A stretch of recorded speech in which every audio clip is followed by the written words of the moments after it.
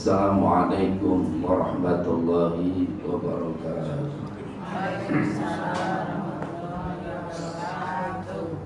Al-Fatihah lillahi ta'ala lahadiniya wa ala kulli niyatin salihah la hadratin Nabi Mustafa Sayyidina Muhammadin sallallahu alaihi wasallam. Al-Fatihah. Alhamdulillahi Rabbil Alamin Ar-Rahmanir Rahim Maliki Yawmiddin Iyyaka na'budu wa iyyaka nasta'in ihdinas siratal mustaqim siratal ladzina an'amta 'alaihim ghairil maghdubi 'alaihim waladdallin. Ya Rabbi bil Mustafa balligh maqasidana waghfir lana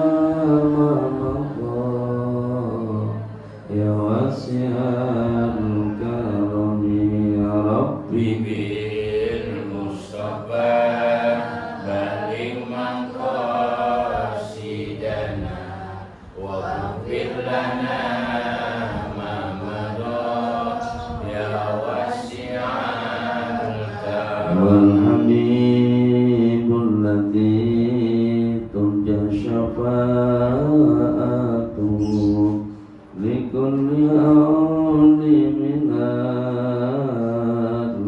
ahwali muqtahimi ya Rabbi bil Mustafa balligh maqasidana waghfir lana ma madha ya wasi'al karami. Alhamdulillah Warahmanul Qudusul Ba'isul Muqtati Rabbi syrah li sadri wa yassir li amri wahlul 'uqdatam min lisani yafqahu qawli. Subhanaka la ilma lana illa ma 'allamtana innaka antal alimul hakim. Rabbana innaka jami'un nasi liyaumin la raiba fihi innallaha la yukhliful mi'ad. Ijma baini wa baina man ta'allama bi ilmi wa atin fil nasi bil hajjatuka rijana wa ala kulli dhamir yatina min kulli fajjin amiq. Allahumma salli wa sallim wa barik ala sayyidina Muhammadin wa ala ali sayyidina Muhammad. Hadratal mukarram, para ibu bapak, orang-orang soleh solehah, mudah-mudahan Allah berikan istiqomah dalam ibadah, mudah-mudahan di dalam keistiqomahan hingga kelak Allah wafatkan kita semua dalam kondisi husnul khotimah. Khusus akhinal kiram dan muhtaram, saudara saya yang luar biasa, Pak Haji Dede beserta keluarga, juga Umi Hajah, Neneng, mudah-mudahan Allah berikan terus sehat panjang umur, berkah kebahagiaan dunia, selamat akhirat. Al-Fakir mengucapkan syukur alhamdulillah bertepatan hari ini kita bisa kumpul bareng, melangkahkan kaki, menggontengkan tangan guna menjalankan kewajiban kita sholat subuh berjamaah. Sekaligus kita duduk di majelis ilmu. Mudah-mudahan langkah kaki kita, gontayan tangan kita, duduknya kita, Allah berikan ridho terhadap kita semuanya. Amin ya Rabbal. Ibu bapak yang dimuliakan Allah Subhanahu wa ta'ala, insyaallah hadirnya kita, kemuliaan yang Allah berikan kepada kita tidak akan pernah ketukar asal kita datangnya ikhlas dan ridho. Beda ketika pemberian yang diberikan manusia kepada manusia. Kalau Allah sudah ngasih sama kita, apapun kemuliaan yang kita harap pada Allah, yakin tidak akan pernah ketukar. Beda ketika manusia memberikan kepada manusia. Umpama Pak Haji Dede memberikan kemuliaan kepada kita, habis sholat subuh makan bareng-bareng, umpama launya daging. Pas giliran dimakan tentang sampai udarnya mencong. Tahu-tahu pas dimakan bukan daging lengkoas. Kalau manusia memberikan sesuatu kepada manusia bisa ketukar, bisa salah. Tapi ketika Allah memberikan kepada manusia apapun bentuknya, kemuliaan yang kita harapkan kepada Allah yakin tidak akan pernah ketukar. Makanya hadirnya kita ikhlas ridho semata, mudah-mudahan Allah berikan kemuliaan kepada kita. Insya Allah. Maka Al-Fakir hari ini pengen menjelaskan kitab yang dikarang oleh Syekh Nawawi At-Tanara Al-Bantani. Siapa itu Syekh Nawawi At-Tanara Al-Bantani? Putra dari Syekh Umar. Syekh Umar itu putra dari Syekh Arabi. Syekh Arabi putra dari Syekh Ali. Syekh Ali putra dari Syekh Jamad. Syekh Jamad putra dari Syekh Janta. Syekh Janta putra dari Syekh Masbukin. Syekh Masbukil putra dari Syekh Maskun. Syekh Maskun putra dari Syekh Maswi. Syekh Maswi putra dari Tajul Aros. Tajul Aros putra dari Sultan Hasanuddin Banten. Sultan Hasanuddin Banten putranya Syekh Syarif Hidayatullah Cirebon yang disebut dengan Sunan Gunung Jati. Terus ke atas, putra dari Jafar Sotik. Jafar Sotik putranya Zainal Abidin. Zainal Abidin putranya siapa? Jafar Sotik putranya Muhammad Bakir. Muhammad Bakir putranya Zainal Abidin. Zainal Abidin putranya Sayyidina Husain. Sayyidina Husain putranya Sayyidati Fatimah. Sayyidati Fatimah putrinya Kanjeng Nabi. Itu kira-kira Syekh Nawawi At-Tanara Al-Bantani berarti keturunan Kanjeng Rasul. Kira-kira ibu-ibu kalau nyebutin silsilah nasab 10 ke atas, kira-kira masih ingat enggak? Ada stop belum? Paling ingatnya begini. Anak dari bapak punya kakek punya mbah punya buyut punya cangga punya wareng punya udeng punya sibur genok. Gitu aja kali ya. Kalau silsilah nasab makanya nggak hafal ya Bu ya. Ini pentingnya. Di dalam kitabnya Syekh Nawawi At-Tanara Al-Bantani namanya kitab Nashihul Ibad, nasihat bagi hamba Allah. Apa tujuannya? Tujuan ngarang kitab Nashihul Ibad fi bayanin al-fatin munabiatin alal isti'adati di yaumil ma'ad. Untuk mengingatkan kita kalau kita kelak nih bakal kembali kepada Allah. Bu? Ya. Kita bakal kembali kepada Allah. Maka yang namanya mati itu pasti. Al-mautu haqqun. Gak tua, muda, miskin, kaya, punya pangkat, jabatan, kalau sudah waktunya mati ya mati. Tapi matinya kita kan pengen bawa husnul khotimah. Karena yang namanya mati itu Bu, Masya Allah seperti di kalender. Kalau ibu-ibu di rumah nggak punya kalender, bingung pasti. Di kalender ada di bulan Januari baru beli ada. Orang beli kalender di bulan Desember sebelum bulan Januari ada. Ada yang sudah kelewat ya ada Pak Haji. Januari Februari baru beli ada beli kalender. Tapi ingat, meskipun kalender itu dibeli di bulan yang beda-beda, tetap habisnya kalender itu di bulan yang sama. Bulan Desember kita baru beli, habisnya bulan Desember. Bulan Januari kita beli, habisnya di bulan Desember. Bulan Februari beli, habisnya di bulan Desember. Tetap habisnya di bulan Desember. Mati itu kadang-kadang ada yang datang tahun lalu, ada yang mati tahun sekarang, ada yang mati tahun akan datang.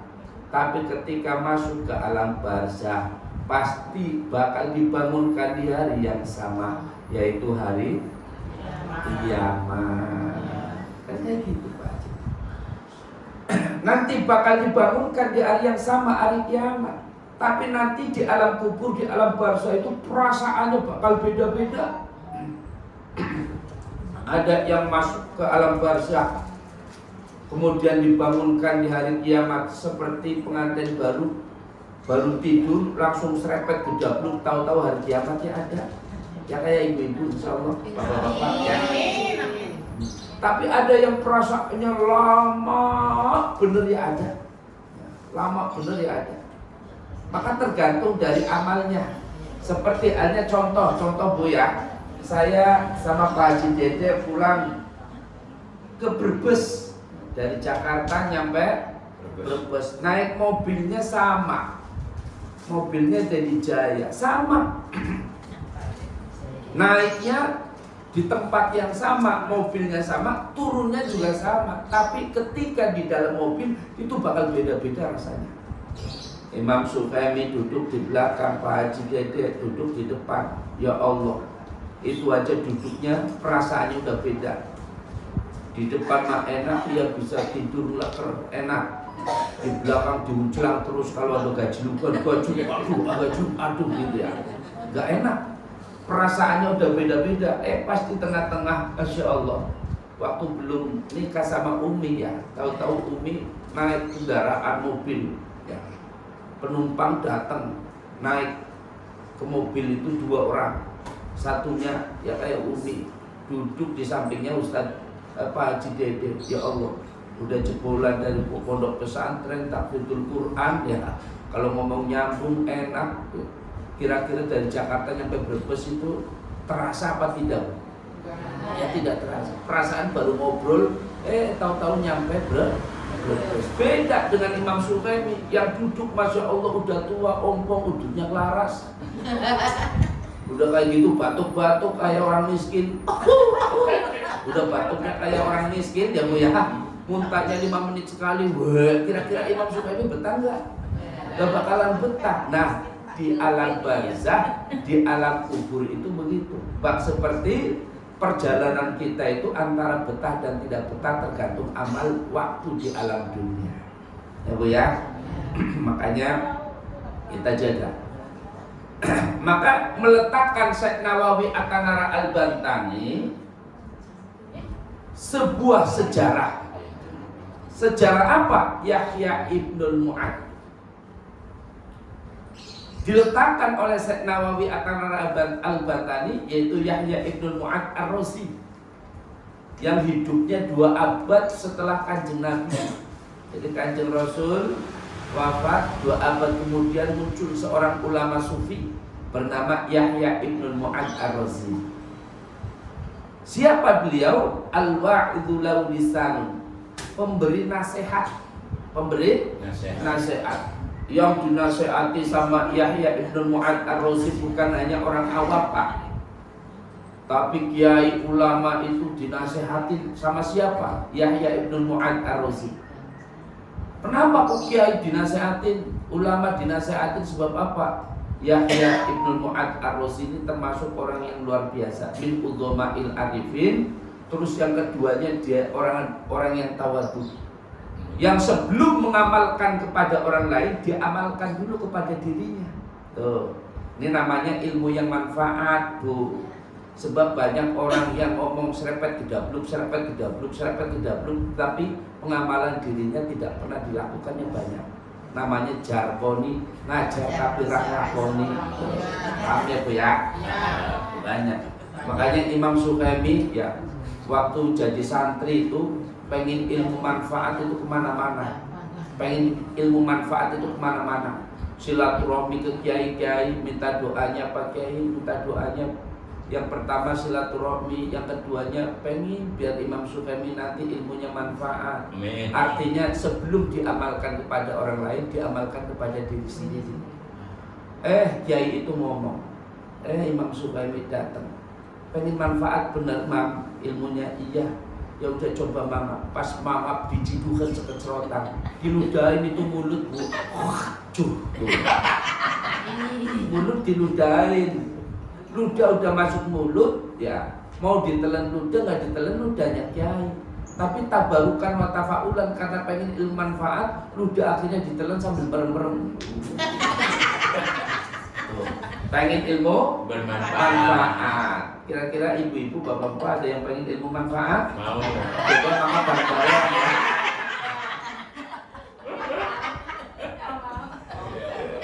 Jadi sejarahnya itu begitu Bu. Imam Suhaimi pengen ilmu manfaat. Sebab ilmu manfaat itu angel benar, susah luar biasa. Ya. Yahya Ibnul Mu'ad Ar-Razi itu sebelum mengamalkan ilmu kepada orang lain, dia amalkan dulu pada dirinya. Itu hebatnya Mu'ad Ar-Razi, luar biasa. Makanya menjadi orang yang soleh. Nah, sampai-sampai beliau ini termasuk orang yang dermawan. Wes kayak Haji Dede aja. Orang yang dermawan Bu. Tapi bedanya Yahya Ibnul Mu'ad Ar-Razi dermawannya itu kalau musola butuh bangunan disumbang, masjid butuh duit disumbang, orang fakir butuh duit disumbang, orang miskin butuh duit disumbang. Tapi hasil duit itu hasil utang Bu. Hasil utang. Utang kemudian nyumbang sana sini luar biasa karena nggak punya duit. Pas giliran ditagih pusing tuh, bingung itu Mu'ad Ar-Razi. Ibu-ibu, bapak-bapak kalau punya utang pusing apa enggak sih? Pusing. Udah bilang pusing tapi kreditan masih aja gitu. Bu, alhamdulillah kalau memang nggak punya utang, bahkan kalau bisa ngutangin. Nah, rupanya apa? Ditagih Yahya Ibnul Mu'ad Ar-Razi sama yang punya utang. Pusing Yahya Ibnul Mu'ad Ar-Razi. Saya harus bayar kemana? Yang akhirnya tanpa disadari Bu, ya Allah, ternyata Kanjeng Nabi masuk ke dalam mimpinya Yahya Ibnul Mu'ad Ar-Razi. Man ro'a fil manami faqad ro'ani haqqan. Barang siapa yang mimpi ketemu Kanjeng Nabi, maka dia tidak mimpi, tapi nyatanya kata. Sebab Yahya Ibnul Mu'ad Ar-Razi itu termasuk orang yang ahli sholawat, membaca banyak sholawat. Makanya ibu-ibu kalau demen baca sholawat, setiap baca subuh 100 kali, baca maghrib 100 kali. Dan sholawatnya apalagi kalau dihadiahkan buat orang tua, ya Allah kayak apa? Insya Allah segala perkara yang susah bakal mudah, rizki yang sulit bakal digampangkan kali Gusti Allah. Tangan tidak akan pernah kering dari rizki. Itu sholawat 100 kali maghrib, 100 kali subuh dihadiahkan buat orang tua. Allahumma salli wa sallim wa barik ala sayyidina Muhammadin li abi wa ummi. Allahumma salli wa sallim ala sayyidina Muhammadin li abi wa ummi. Kalau yang paling pendek Pak Ustaz, Allahumma salli ala sayyidina Muhammad li abi wa ummi. Kalau dia dihadiahkan buat orang tua, insya Allah kemuliaan bakal datang sama ibu bapak. Sebab yang namanya sholawat itu luar biasa. Di zaman Hasan Basri Bu, di zaman Hasan Basri ada seorang nenek-nenek datang kepada Hasan Basri. Ya Syekhi, wahai guruku, ada apa? Saya rindu terhadap siapa? Anak saya. Lah anak ibu kemana? Sudah wafat. Lah kalau sudah wafat dirindukan. Iya, saya pengen ketemu. Ya gak bakal bisa ketemu, udah wafat pengen ketemu bagaimana? Ya Hasan Basri, tolong saya bagaimana caranya saya ketemu meskipun dalam mimpi. Tuh, akhirnya dikasih ijazah. Ya sudah, Nek, kalau memang pengen ketemu dalam mimpi, sholat 4 rakaat, 2 rakaat salam, 2 rakaat salam, nanti malam sholat tahajud. Yang pertama setelah Fatihah al-Qunut, rakaat kedua setelah Fatihah al-Qunut, salam, bangun lagi niat Fatihah al-Qunut lagi, kemudian Fatihah al-Qunut lagi. Setelah selesai baca istighfar 100, sholawatnya sampai tidur-tidur. Akhirnya dikerjakan sama si nenek-nenek. 1 hari nggak ketemu dalam mimpinya. 2 hari nggak ketemu dalam mimpinya, pas 3 hari ya Allah ketemu dalam mimpinya. Tapi ternyata si anakku ya Allah ternyata lagi dirajam di hufratun min hufarin niran. Di mana? Jurang-jurang neraka. Sebab alam barzah itu ada 2 tempatnya. Bisa raudhah min riyadil jinan, bisa hufratun min hufarin niran. Bisa menjadi taman-taman surga, bisa menjadi jurang-jurang neraka. Itu anakku ya Allah dirajam di jurang-jurang neraka dalam 1 menit, belum tentu rajamnya 1. Ya Allah ditusuk dari atas, dicongkel matanya, disetrika, kemudian dipenggal lehernya, balik lagi, terus dalam 1 menit seperti itu menjerit, menangis, minta tolong, tidak ada yang bisa nolong. Sampai kapan itu terjadi? Sampai hari kiamat. Ya Allah, nenek-nenek pada saat diberikan mimpi kali Gusti Allah tidak bisa tidur lagi. Dibayang-bayangi penderitaan anak yang luar biasa. Dia nyesel, ya Allah, al-mal wal banuna zinatul hayati dunya. Ya Allah, waktu di alam dunia saya telah menjadikan anak itu perhiasan, sehingga yang dialami pada saat di alam dunia kemaksiatan terus hingga dirajam di neraka. Dirajam di mana? Di jurang-jurang neraka.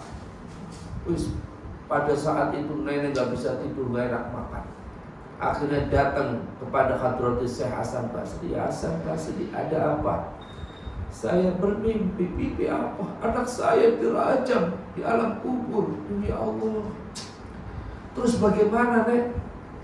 Saya juga bingung, wahai Hasan Basri. Apa yang harus saya lakukan? Wah, tasoddaqti anha. Sodaqo. Hai sodaqo. Kali aja ada jalan untukmu dan anakmu. Yang namanya orang tua, Bu, demi untuk kebahagiaan anak, hartanya dijual buat disodakoin. Anak kan, orang tua kan begitu, Bu. Perjuangannya luar biasa. Qad kabura sinnuka wa raqa jilduka wa dhaqa idhamuka. Seiring berjalannya umur kita bertambah, tulang kita semakin rapuh, kulit semakin mengkeriput, mata sayup, rambut memutih. Orang yang sudah tua terkadang kemuliaannya berkurang, dimuliakan sama anak itu kurang. Padahal pada saat dia lahir, anak diasuh, diberikan kasih sayang yang luar biasa pada orang tua. Digendong tuh anak, dipangku tuh anak, disuapin penuh dengan kasih sayang. Ketika dipangku berak di pangkuan, ketika digendong kencing di gendongan, ketika disuapin muntah di tubuhnya orang tua. Tapi orang tua tidak pernah marah. Wa man nu'ammirhu nunakisu fil khalqi fala yahtimun. Ketika Allah berikan penyakit pikun pada orang tua, makan di kasur, berak di kasur, kencing di kasur, kadang-kadang dibentak sama anak, kadang-kadang dimaki sama anak, kadang-kadang dicaci sama anak. Bahkan tidak sedikit orang tua yang diusir oleh anaknya. Dan begitu, itu sodako setelah sodako, apa yang terjadi? Allah ternyata berikan jalan lewat di atas kuburan. Siapa? Orang yang soleh. Baca sholawat, Bu, setelah assalamualaikum ya ahlal baitil kubur darul mu'minin fa insyaallah ta'ala bikum lahikun. Rupanya orang soleh itu baca sholawat. Allahumma sholli wa sallim wa barik ala sayyidina Muhammadin ala hadil qabri. Dihadiahkan kepada ahli kubur. Seminggu kemudian yang mimpi Hasan Basri, Hadratus Syekh Hasan Basri mimpi. Mimpinya dipanggil-panggil dari arah belakang. Nengok Hasan Basri. Masya Allah, ternyata dipanggil seorang wanita yang cantik. Di kepalanya ada mahkotanya. Ditanya, kamu siapa? Man anti, kamu siapa? Saya adalah anaknya Fulan. Lah, anaknya Fulan, perasaan di jurang-jurang neraka. Emaknya sudah bercerita denganku, wahai orang soleh, iya saya kemarin di jurang-jurang neraka, sengsaranya luar biasa. Nangis tidak ada yang dengerin, jerit tidak ada yang dengerin, terus hujatan, remukan, rajaman malaikat terus menghujam diriku. Tapi seketika ibundaku ternyata bersedekah, Allah alirkan orang soleh lewat di atas kuburanku menghadiahkan sholawat untukku. Akhirnya aku diangkat derajatnya tambah mulia, dimasukkan ke Raudhah min Riyadhil Jinan. Alhamdulillah. Ini sholawatku. Makanya ibu-ibu kalau bapak ibunya wafat, tetangga wafat itu memandikannya itu disholawati. Lagi dimandikan, orang yang mandiin baca doa membasuh wajah, Allahumma bayyid wajhi yauma tabyadu wujuhu min awliyaika wa la taswadu wujuhu min a'daika. Ya Allah, putihkanlah wajah si fulan seperti putihnya wajah-wajah kekasihmu, dan jangan kau hitamkan si mayit wajahnya seperti hitam-hitamnya wajah musuhmu. Kan begitu. Lah yang di samping kanan kiri itu jangan nangis, apalagi sohibul musibahnya kadang-kadang Masya Allah jerit-jerit, nangis-nangis, berak-berak. Ya Allah, kayak apa kalau ada sohibul musibah yang nangis-nangis itu keprak bolak-balik. Kadang-kadang yang datang takziah, Bu, ya bukannya baca sholawat, zikir, iktibar, dijadikan tamsil orang yang mati, kita bakal mati seperti itu. Malah justru ya Allah, udut ngopi, makan kacang. Kira-kira ada nggak kayak yang begini? Banyak apa sedikit? Di mana adanya?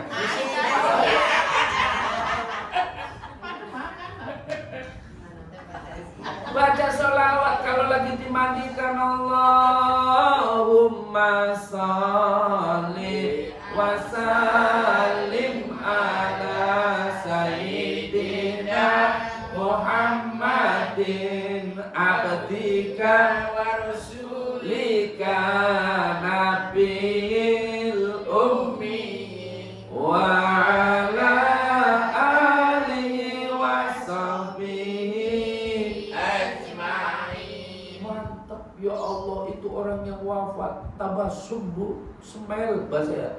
Brebesnya smile. Ibu mah nggak paham bahasa Brebes ya, smile aja nggak paham. Kita senyum, Bu, ya. Ya Allah, luar biasa. Makanya disolawati, ya Bu ya. Nah, walhasil, nah, Mu'ad Ar-Razi ini berpesan kepada kita, yaitu berpesannya, ayo pada saling menasehati. Pada saling menasehati bukan dengan lisan saja, tetapi dengan bil mali, dengan rezeki kita. Insya Allah. Alhamdulillah, ibu-ibu dijamu dengan teh gitu ya. Ini namanya bersedekah dengan bil mali, dengan harta. Mudah-mudahan walau bisur bil ma'i, meskipun seteguk air ya alhamdulillah. Luar biasa, Bu. Apalagi kalau niatannya dihadiahkan untuk orang yang sudah wafat, yarfa'ul adzab anil amwati bidu'ail akhiyat. Ya Allah, saya mau nyumbang meskipun cuma 1 aqua, tapi hadiahkan pahalanya untuk orang tua kita. Langsung, Bu, insya Allah nyampe. Ibu bapak dapat nilai ibadah 100%, yang wafat juga dapat nilai ibadah 100%. Mudah-mudahan ridhonya orang tua akhirnya nempel kepada kita, timbul ridhonya Allah Subhanahu. Akhirnya segala jalan yang sulit Allah mudahkan karena kita mendapat ridho keduanya. Al-Fatihah.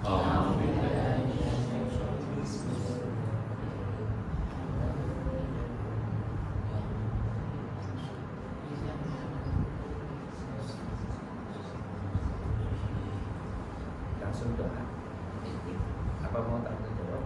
Boleh. Ada yang mau tanya, Ibu? Tanya apa? Ulang salawat tadi buat orang tua. Oh, iya. Pada bawa HP direkam. Ada. Nenek-nenek, oh ada. Ya. Nenek-nenek punya HP, ulekan pasal ya. Yes. Oh, ya.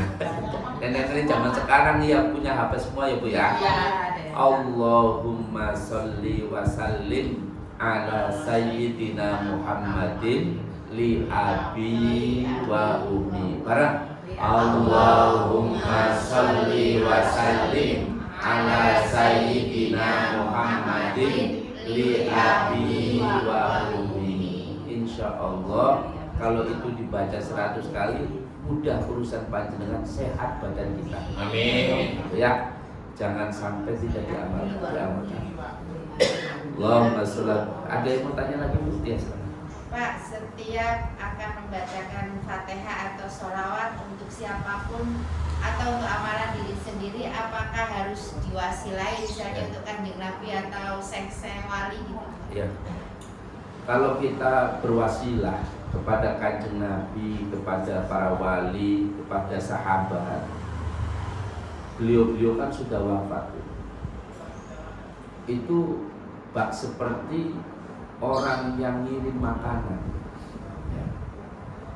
Kalau punya tetangga setiap hari, ya, kita lagi butuh terus dikirimin makanan, kira-kira yang lagi butuh senang apa senang?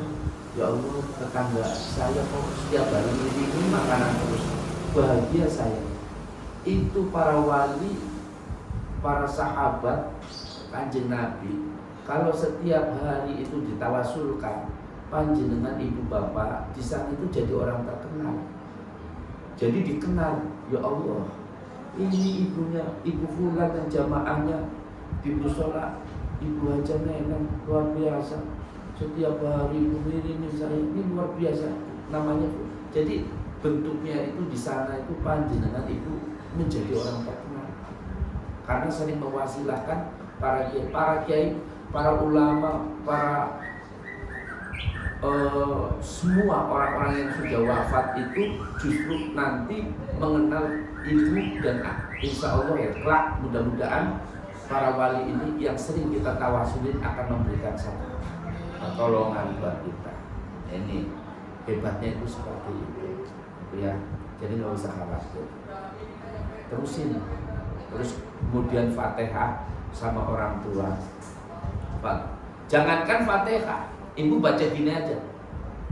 Rabbi firli wali walidayya warhamhuma kama rabbayani shaghira. Mudah-mudahan orang tua ibu kan mudah-mudahan dirodho bidayadil jinan. Amin. Amin. Tapi seandainya min ahlil adab, kalau orang tua kita ini termasuk orang yang ahli adab, karena waktu di dunia itu melakukan perbuatan buruk, wafat di adab, maka insya Allah ketika ibu mengucap kalimat Rabbil firli wali walidayya warhamhuma kama rabbayani shaghira, apa jawab Allah? Allah katakan kepada malaikat Zabaniyah, malaikat Zabaniyah, lagi ngapain kamu? Lagi merajam si Fulan, ya Allah. Fulan itu siapa? Emaknya si Fulan. Berhenti. Kenapa suruh berhenti Allah? Sebab anaknya lagi minta kepadaku ampunan untuk orang tuanya. Luar biasa. Terus ini ya. Ada lagi yang mau tanya? Tanya. Kita ikut tanya. Cukup ya? Allahumma salli ala sayyidina Muhammadin wa ala ali sayyidina Muhammad. Hamdan yuafi ni'amahu yukafi mazidah, ya Rabbana lakal hamdu kama yanbaghi li jalali sultanika. Allahumma sallimna min kulli afati dunya wa adabil akhirah fitnatina. Allahumma hasil maqasidana wa balligh muradana bil khair. Allahumma kun nabiyina rasulana wa barik lana fi khulqina kulli ibadin lana bi khairin. Rabbana ighfir lana dhunubana wa walidayna warhamna kama rabbayana shaghira. Rabbana atina fid dunya hasanah wa fil akhirati hasanah wa qina adzabannar. Sallallahu alaihi sayyidina Muhammadin barik wa sallim ajma'in. Walhamdulillahi rabbil alamin. Kurang lebihnya mohon maaf. Assalamualaikum warahmatullahi wabarakatuh.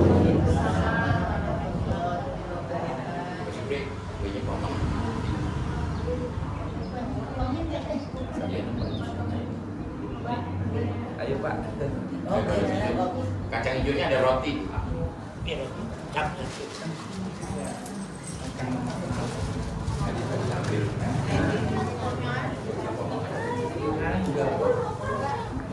Sehat.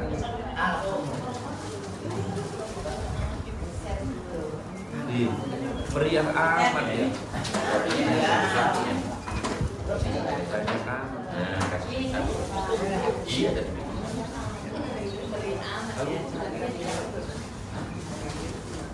Ada adik tadi ngambil semuanya. Pak Haji, banyak amat Pak Haji. Hah? Mau kemana makan dulu kacang hijaunya? Udah nanti dulu lah sebentar. Iya. Makan dulu lagi. Ini kalau ada YouTube begini, kalau buat pantangan Fadlul Quran bagus. Iya, nanti saya insya Allah. Apa Pak Haji? Ini jangan kadang lihat ya. Pakai aja dong minum dulu kacang hijaunya makan.